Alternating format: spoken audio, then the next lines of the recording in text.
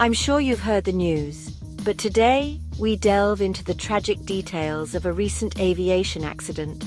On March 22, 2025, a tragic accident claimed the life of pilot James O'Connell during the West Coast Air Show in Saldanha, South Africa.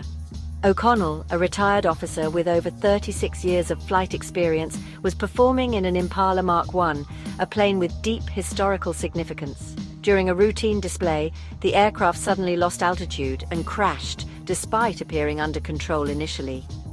Emergency services were on the scene within minutes, but sadly, O'Connell could not be saved. No other injuries were reported, but the incident has left the local community in shock.